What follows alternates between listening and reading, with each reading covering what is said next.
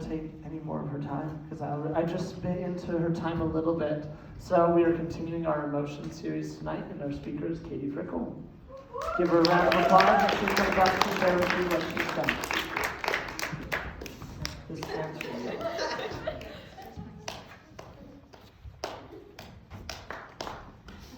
Sam's still hot there. Sam is excited. Thank you. Sweet. Well, hello, friends. I feel like this is short, but like I'm short, so I'm like move it over. Perfect. Now it's in the way. I don't know where to put this. We're gonna leave it here. Hi, guys. Woo!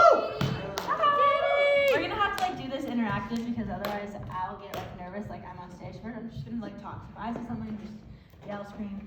Woo! Cowboy or sad? How's everyone feeling right now? Are we feeling cowboy or are we feeling sad? Cowboy. Cowboy? Cowboy? Thank you for leaving that there. Yes, it is. Cowboy is an emotion, but we won't get into that because we're going to talk about Jesus, not cowboys. So, we are in a series called Emotions. And like we talked about last week, we talked about does Jesus have emotions and everything that looks like. So this week, we're going to be talking about where is God when you hurt? Now, I was supposed to speak in this series, and I was actually supposed to speak next week about anxiety. And when I was asked to give that message, I was like, okay, like I can super do that. I had really bad anxiety. I still struggle with anxiety. I have anxiety right now, standing here talking to you. So I was like, I super like God and I like anxiety, like okay. And then I was asked to switch to this message about hurt, and I was like, I like to think about myself generally as like a pretty positive person. I don't really get sad. I don't really feel hurt. That was like 3 weeks ago. Needless to say, I have been wrecked in the last 3 weeks about this message. So if you're sitting in the audience and you're like, you know, like I'm a pretty positive person, I don't really hurt, I just like I'm fine, you might want to buckle up because I didn't. And this is what Jesus has told me about that. So I have spent my life avoiding emotions. Feeling like my relationship with God should be linear. Like, linear. Why did I do this? That is not linear. Okay. Like, my relationship with God should be linear. It should always be getting better. It should always be progressing. It should never go backwards because if I'm doing things right, like God is perfect, so it's always just going to get better. I've always felt like I should always feel happy or fine or anything else that's a positive emotion. And if I don't, then something's wrong with me. I need to fix something. If I'm sad, I need to go get happy because sad is not okay, hurt is not okay, I just need to fix the problem. And when I tell you I've lived my whole life this way, like literally up to 3 weeks ago, I probably would have told you like, yeah, just be happy, it'll be fine. So this is like super new for me, so this is why I'm so excited to be giving this message actually, because it's such a vulnerable thing, because God is working on it in me like today, like last night, I cried myself to sleep over this exact thing. So, how many of you guys would consider yourself emotion stuffers, or you don't like to show your emotions? Raise your hand. So good portion of you. How many of you don't like to ask for help, even if you might need it? I haven't even raised my hand. Okay. And how many of you don't like to admit when you're wrong? Okay, sweet. So you guys understand where I'm coming from. These are all totally normal things, and they're normal emotions, but they do indicate that you may be avoiding emotions. In this day and age, you hear, toughen up, take it like a man, you're fine, you're being dramatic, stop crying, shake it off, all these things over and over and over. I've heard them my whole life. Your soccer coach probably said it to you. Your dad probably said it to you. You probably said it to yourself. You've probably heard it over and over. But having emotions is normal, just not letting them lead us to sin is what we're going to be talking about today. In my life, a lot of times, me resisting the hurt or not acknowledging that I was in pain is what actually led me to sin. So the fact that I would come home after having a really hard day and my mom would be like, hey, what's wrong? And I was like, I'm fine. And then I'd snap at her, and then I'd snap at my brother, and then I'd snap at everyone. That's where the sin came in. Me hurting was natural and it was normal. And Jesus wept, like we talked about last week. That is a normal emotion. But me being like, no, I'm fine, I don't want to talk about it. Do you want dinner? No, I don't want dinner. Okay, that's where I went into anger, which was me having a secondary emotion. I was really hurting, but I didn't want to show that, so I was like, no, and then I just used anger instead and sin in that. Feeling alone in my hurt has also caused me to feel worse, feeling like there's something wrong with me because I'm feeling hurt, pushing others away, pulling back from serving, not going to youth group, not showing up to church, hurting a friend's feelings because I backed out of their party, not because of them, just because of something that was going on internally. And it can sometimes feel like nothing will ever get better. Like you're stuck in this hurt, you don't know how to get out of it, and you don't know if it will ever feel better, and you're just stuck. Jesus wants to meet you in your time of distress, but you have to let him in. He's a gentleman. He's not your brother. He's going to knock on your door. He's not going to kick it down and come in with his Nerf gun and ask you for your Skittles. Sorry, that was probably a little too personal. Where's Micah? Okay, but Jesus is a gentleman. He's going to knock. And if you're like, go away, Micah, he's not going to come in. He's going to leave. And then an hour later, when you're still sobbing on your bed, he's going to knock. And you're going to say, I'm not going to give you my Skittles, Micah. And he's going to leave. And an hour later, he's going to come back, and you're like, Micah, I don't want to talk to you. And he's going to leave. Okay? No Nerf guns, no foam swords, no machetes, no threats, no Wally. That's his cat. How does she become a weapon? It's fine. We're not talking about that. Maybe I should go to therapy. It's fine. Okay. It is fine. So Jesus is a gentleman. That's what we're talking about. He's not going to come and say, hey, you're crying. Tell me now. He already knows, A. But B, he's going to wait until you bring it to him. And if you don't, he's going to let you just sit in it and feel alone. I have done this. Laying on my bed.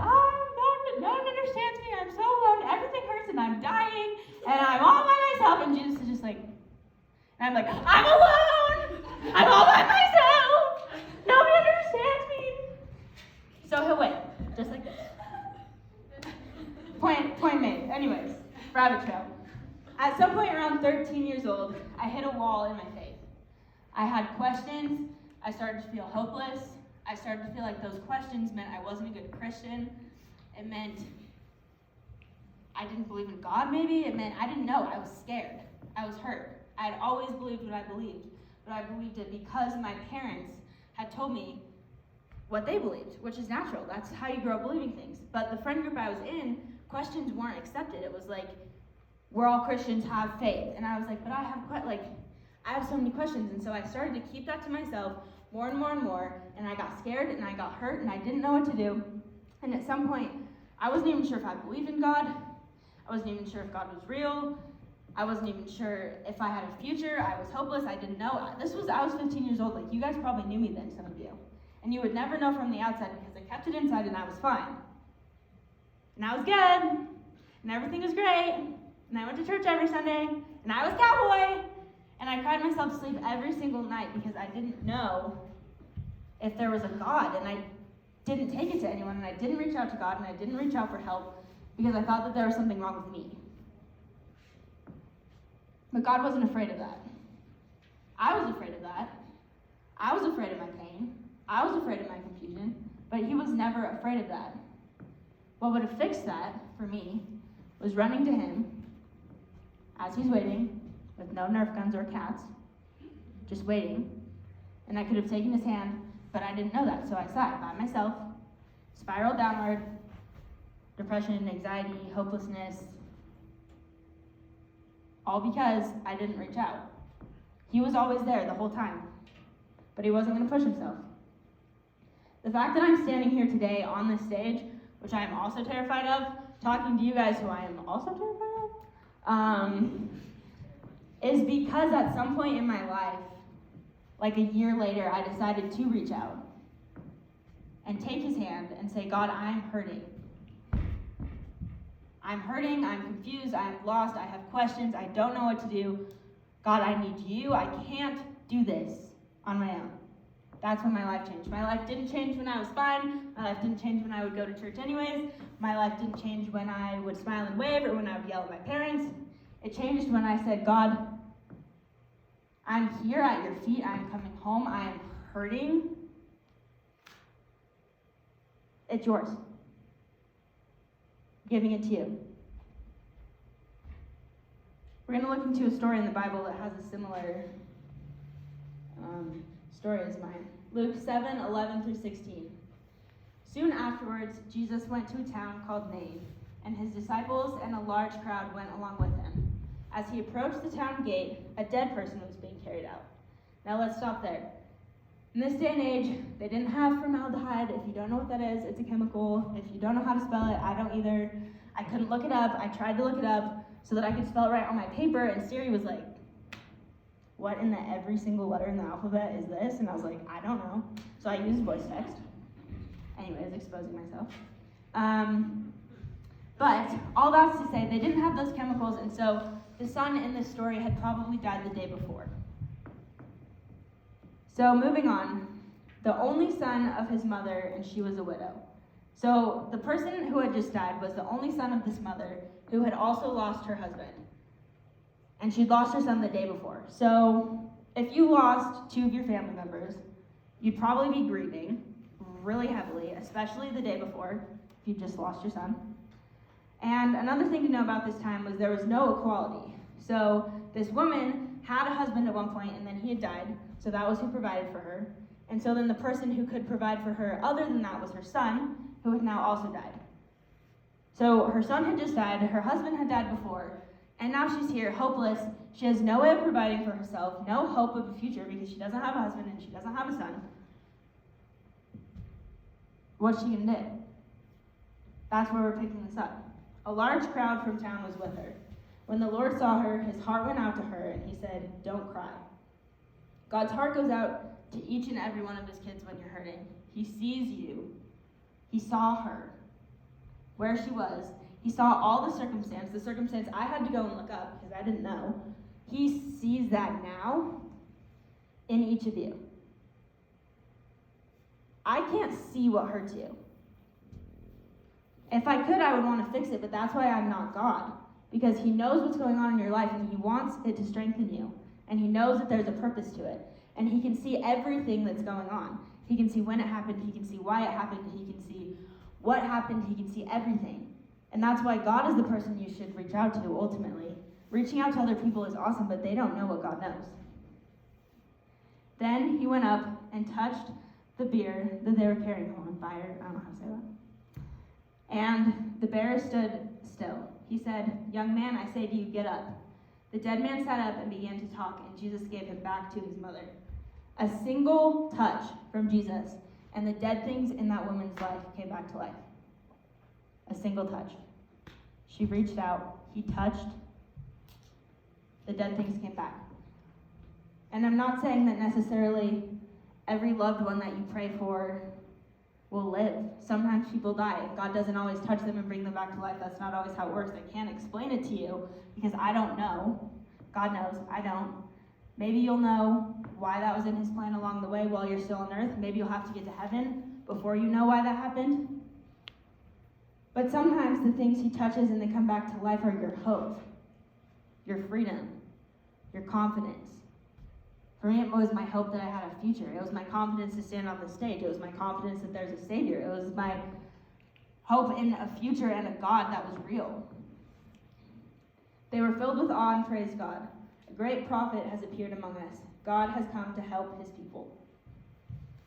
That is mentioned over and over, that exact sentence, like over 40 times in the Bible. God has come to help his people. And it didn't stop when the Bible ended. God will come to help you every single time. Every time. You might not feel him, you might not see him, but he is always there and he will always help you. Now, when I read these verses when I was 15, I thought that it meant that if I called out to God and gave him my fear, he would instantly take it away. And it would just be gone. I was like, okay, God, I'm fearful, I'm afraid. Fix it, and then it would be gone, and then it'd be like, oh, okay, has faith in God. Now she's great. Da, da, da, da. And then I go back to being everything is fine. And that's what hung me up, because that's not how it works. God was just in it with me. Giving it to God doesn't mean we can avoid it. It just means we're not alone in it. It means somebody's walking with you. He doesn't want it to build up and build up and build up for you. He doesn't want it to become an insecurity. He doesn't want you to live in fear. He wants you to take it to him and walk with him through it. Accept that you're feeling hurt. Be honest with yourself, with God, and walk through it with him. Lay it at his feet and just hurt. Touch him. Reach out. No matter what it is, keeping it internal is only going to magnify it and make it so much worse. 1 Corinthians 10:13 says, "No temptation has overtaken you that is not common to man. God is faithful. He will not let you be tempted beyond your ability. But with that temptation, he will also provide the way of escape, that you may be able to endure it." That means there will be temptations in life, there will be hardships in life, but he will be with you, and he will never give you something that you can't handle with him. You can endure it together. You're not alone in anything. There's nothing that God hasn't seen before, nothing that somebody else hasn't already gone through. 15-year-old Katie thought she was the only one, and there was no hope for her, and she was right. If she didn't reach out to God, there was no hope for me. There was not a future if I didn't reach out to God, because I didn't know what I was doing. I had no idea. I was lost, I was hurt, I was confused, I was alone. Reaching out to God is what saved me, and that's the reason I'm here today. Not because I figured it out, not because I did it like a man, not because I shook it off or ran laps or whatever you think you're supposed to do. Because I got on my knees and I said, "What the heck, man?" Literally. God's not going to strike you out of the sky for saying that. I used to think it had to be this formal prayer, and if I doubted God, it was bad and whatever. And at one point I was like, "Are you real? Like, are you even there? Because I don't know. And this hurts, and why are you letting this hurt if you're real?" And he showed himself to me because I got down and I sought after him. He's not offended. Whatever you did that's making you hurt, he knows. He's not angry. Whatever you're feeling, however bad it feels, he knows. He's seen it before. He's felt it. He died on a cross and called out to his Father. He knows what pain feels like. He wants to walk it with you. He's calling you to accept that you're hurting and to lay it at his feet. John 16:33 says, I have said these things to you, that you may have peace. In the world you will have tribulation. But take heart, I have overcome the world. We will hurt. We will have tribulation. That is normal. Teenage years are rough. Let me tell you, I'm 18. I'm not out of them yet. They're tough. Friends are tough. School is tough. Parents are tough. Siblings are tough. Grades are tough. Figuring out God is tough. But God wants to walk you through it. Michael, will you roll the pictures? Some of these pictures are just like some of the happiest times, I would say, in my life. Just some memories. When I look back through like my photo album, I'm like, oh, these are some of like my favorite memories where I was the happiest. But when I look back at these photos, there's pain that comes with some of them now. And that doesn't mean that I wasn't happy in the moment. That means that in every amazing moment, there's pain and there's happiness. You can't have one without the other. You can't have mountaintops without valleys. My horse, for example, had an injury, a career-ending injury, and retired. And now I don't have my own horse to compete. And that hurts. Because all my dreams and all the plans I had for myself are gone. God and I are talking about that one. Guatemala. We were supposed to go last year. Didn't end up going because Corona. Will I ever get to go again? I don't know. It was one of my happiest memories, but there's some pain associated. Not all of those people are in my life anymore. Some of them, there's been trials, and then we've come back, and then there's been trials, and then they come back. Some of them moved away. Some of them, like, these memories are some of my happiest memories, but there's pain and there's happiness. I'm starting to realize that avoiding pain means avoiding risk, which means avoiding being who God made you to be. Thank you. You don't need to keep going through them. I'm like, we can just go through them all night, which is fine, but Jesus will meet you in your times of distress, and you only have to let him in. But you have to risk feeling the hurt, because without it, with ignoring it, you can't walk with God. He wants us to walk in the confidence of knowing that he will pick up the pieces. Life will never stop hurting, but the day we decide we can handle it and we can risk the pain to be who God wants us to be, those relationships that he calls you into, they're going to hurt. Relationships hurt. I don't know if you guys have experienced that yet or not, but every relationship hurts. Every risk you take could work and it could fail, and God doesn't only call you into things that will work. He calls you where he wants you to go, and you have to risk it. You have to risk the hurt to get there. Without the pain, we can't become who we were made to be. Jesus could not have done what he was put on earth to do without accepting pain. Micah, if you'd start the song. Jesus came here with us, for us, and experienced so much pain. If you read the story of Jesus, there was so much pain throughout his life, and he called out to his father and said, "Is there any other way to do this?" And there wasn't.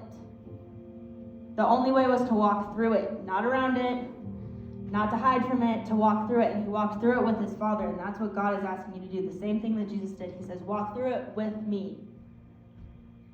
Risk it, and then when it hurts or you get lost, come back to sit at the feet of Jesus. He will meet you there in your time of distress. You only have to let him in. So now I want us to do something. There's something probably in each of our lives that hurts. And if you're like me, it took some digging to get there, because I was like, I'm great, nothing hurts, I'm fantastic. But I wasn't. Surprise, shocker, I was not fantastic. So what I want you to do now is just take some time with God. And what really has helped me that you guys can try is either sitting, just close your eyes and open your hands. And if you're feeling really brave, you can kneel just on the ground. And I'm just going to pray, and then we're just going to listen to some music, and you're going to pray for yourself. So if everyone would just close your eyes. Micah, if you turn it up a little bit.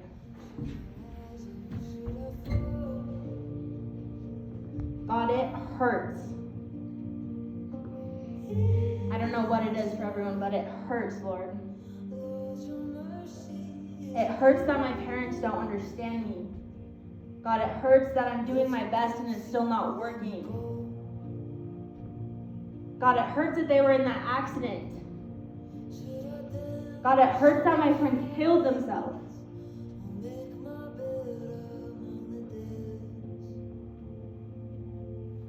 God, it hurts that that person took advantage of me.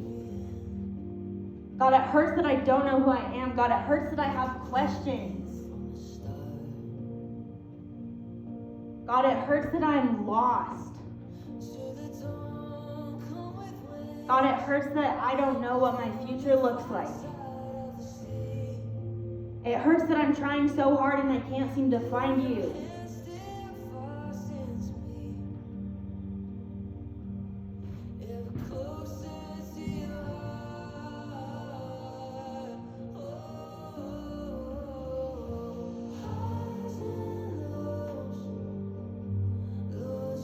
God, it hurts because I'm alone.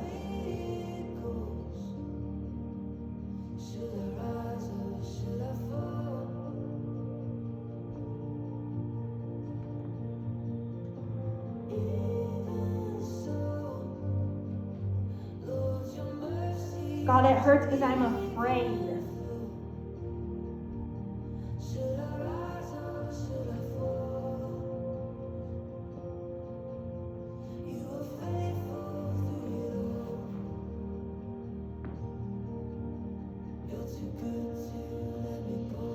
God, it hurts that they were in that accident.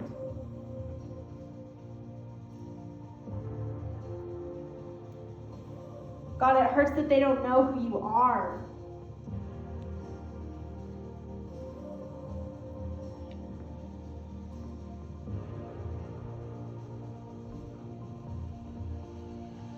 God, how if it's fair, and how if you love us would you let that happen, Lord? I don't understand.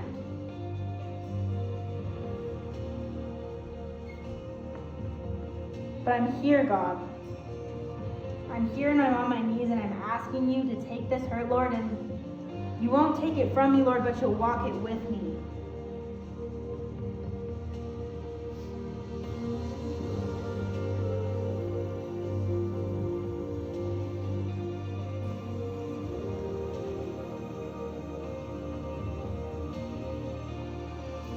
God, you want to walk this out with me in my life, Lord, because I am lost. And I am hurting. And God, 15-year-old Katie would not be here today had she not gotten down on her knees and asked for your help. Lord, this is such an important message to me because I know that there are kids in here today that feel like 15-year-old Katie did, who have questions and who are wondering and who are hurting and who are lost. God, they feel like they can't talk to anyone about it, God. And I know that they don't even know if you're real. And I know that they don't even know if they want to be here anymore. And you're not afraid of that. God, they're afraid of that, but you are not afraid of that.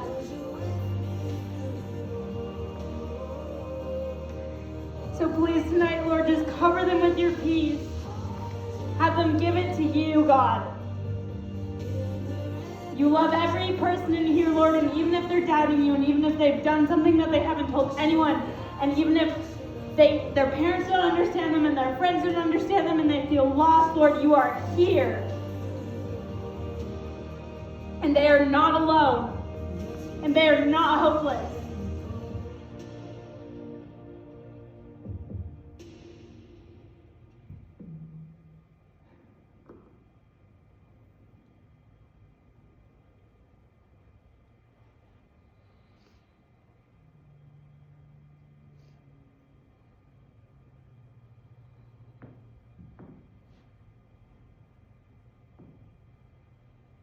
Would you just play the song one more time?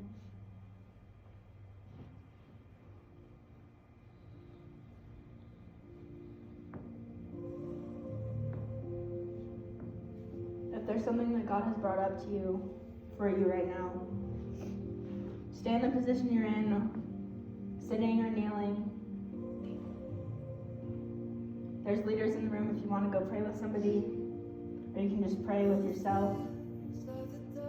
But just listen to the rest of the song and just give it to God. And look around you if you're feeling alone, because you're not alone. You've never been alone. You never will be alone. You have people, you have God, and we're all here for you. So just take a moment, listen to the lyrics,